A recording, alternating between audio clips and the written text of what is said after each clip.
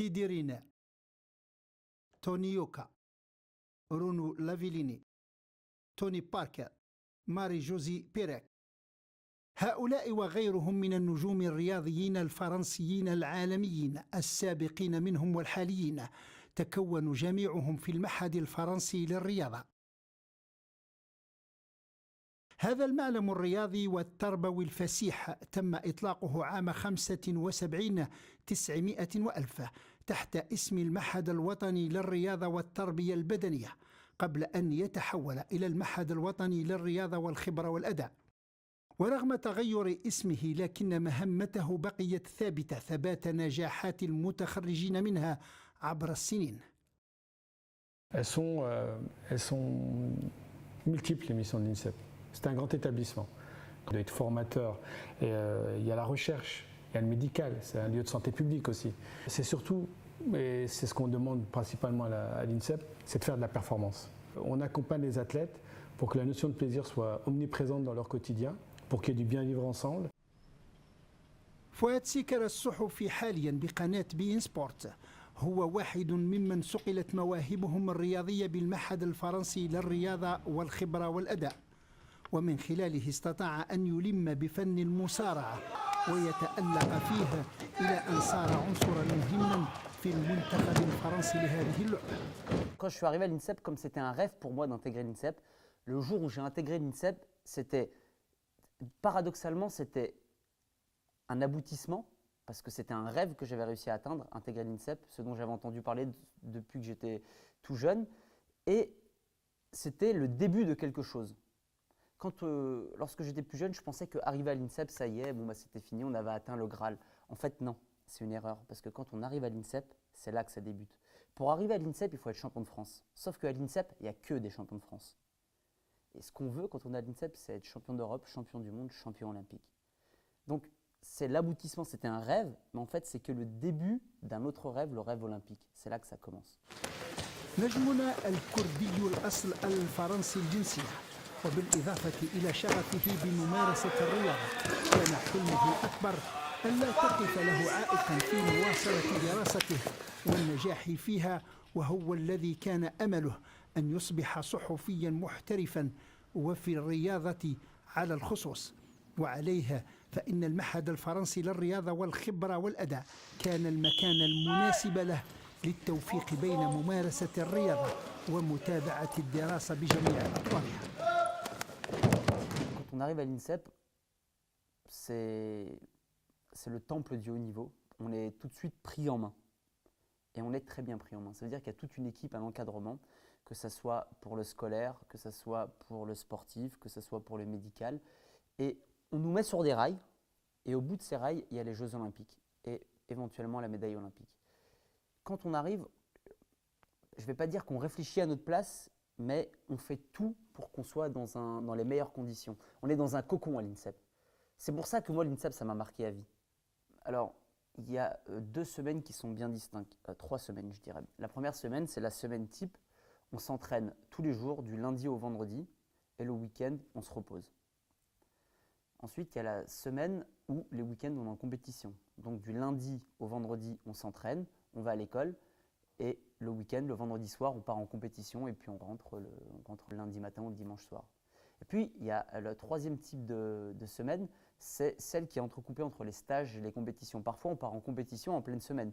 Donc, quand on n'a pas de stage, quand on n'a pas de compétition, on est à l'INSEP, on s'entraîne, on va à l'école ou alors on se soigne. Et quand il faut partir en compétition, on part. Là, à l'INSEP, tout est différent. On est vraiment au centre du système, que ce soit l'entraînement ou alors que ce soit le système scolaire. C'est-à-dire que les profs se déplacent à l'INSEP pour nous faire cours. Les entraîneurs viennent à l'INSEP pour nous entraîner. Donc nous, on n'a plus à bouger. Tout se passe à l'INSEP. Tout se passe dans le centre.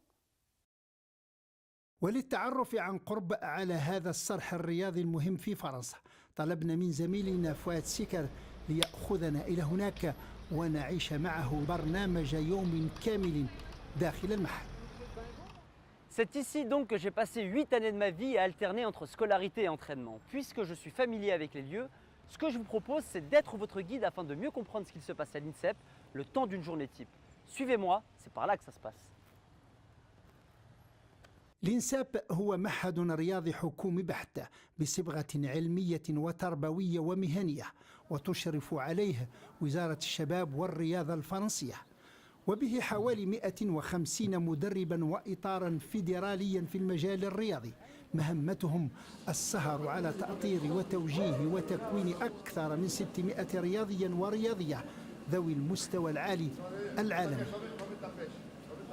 Il n'y a qu'une finalité, c'est être le meilleur pour entrer dans cet établissement. La politique, elle appartient à la fédération. Elle est adaptée à la fédération, elle est adaptée au public de la fédération. قسم البحث العلمي في الشأن الرياضي يعد بمثابة الركيزة الأساسية لاستمرار ونجاح المعهد الفرنسي للرياضة والخبرة والأداء، فبه يعكف أساتذة ومتخصصون رياضيون على البحث من أجل ابتكار مكائن وأجهزة تساير التطور الرياضي المتسارع في العالم، وتساعد الرياضيين على تحسين أدائهم من خلال تقوية عضلاتهم ورفع مردود جهدهم البدني. Notre objectif, c'est d'essayer de produire des nouvelles connaissances sur 3 sujets majeurs, le stress, la récupération et le geste, le tout appliqué à la performance sportive évidemment. L'objectif, je l'ai dit, c'est de produire de la connaissance, mais c'est aussi que ces connaissances elles soient directement utilisables, exploitables pour nos entraîneurs, nos cadres techniques et évidemment nos sportifs.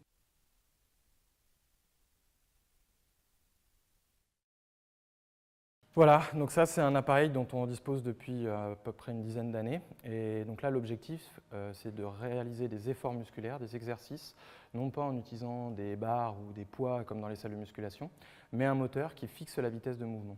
Et le gros avantage de ce type d'appareil, c'est qu'il permet de réaliser des exercices intenses mais en toute sécurité.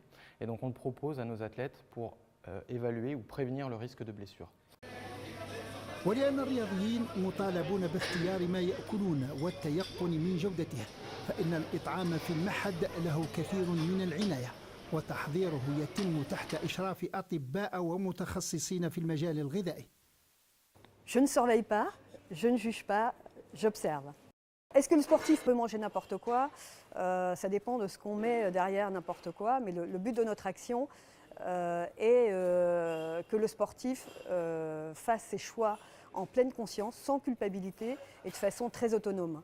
Donc il n'y a pas véritablement d'interdit, mais par contre il y a des fréquences de consommation qui sont négociées avec le sportif et non pas dictées.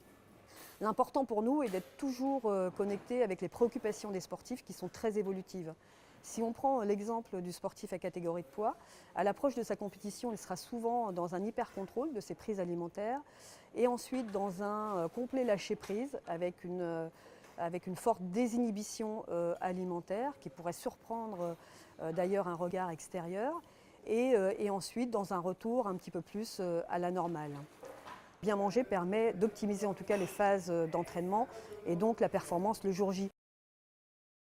المعهد الفرنسي للرياضة والجودة والأداء لا تنحصر مهمته فيما له علاقة بالرياضة فقط، بل هو يمنح أيضا طلبته الرياضيين فرصة مواصلة دراستهم منذ السنوات المتقدمة في التعليم، يؤديها أساتذة خصوصيون يتم استقدامهم إلى المعهد للقيام بذلك.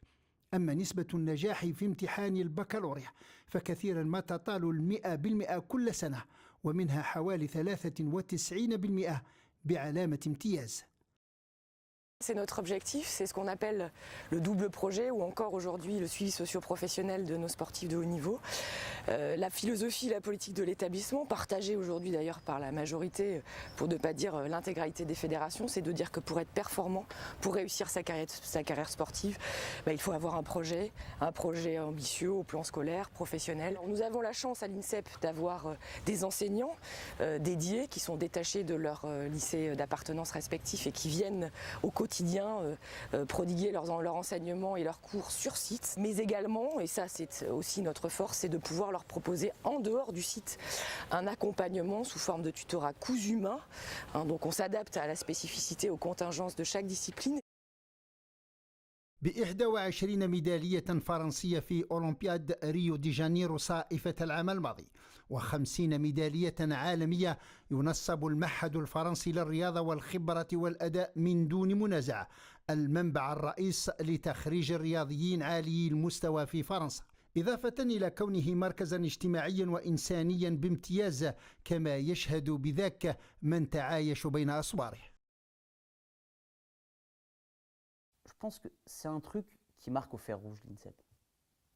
Quand on est passé là-bas, quand on est rentré là-bas, on en ressort différent, on en ressort un autre homme. On n'est plus la même personne. J'ai l'impression, même si je ne suis plus à l'INSEP aujourd'hui, j'ai l'impression que ma place, elle est toujours là-bas. Finalement, c'est une famille, c'est une vraie famille. Tous les sportifs qui ont côtoyé l'INSEP, même si on ne se connaît pas plus que ça, j'ai l'impression que tous ces gens-là constituent ma famille, ma deuxième famille. C'est un sentiment très étrange en fait d'être passé par là-bas, comme si on avait été marqué au fer rouge. C'est un sentiment qui existe chez tous les sportifs qui sont passés par ce centre, parce qu'on y a vécu des choses tellement fortes, on s'est entraîné tellement dur, on en a lâché des litres de sueur là-bas. On a rigolé, on a pleuré, on s'est fait des amis. Certains y ont trouvé leur femme, d'autres y ont trouvé des frères. C'est très étrange. Je pense que pour comprendre réellement l'Institut, il faut y être passé.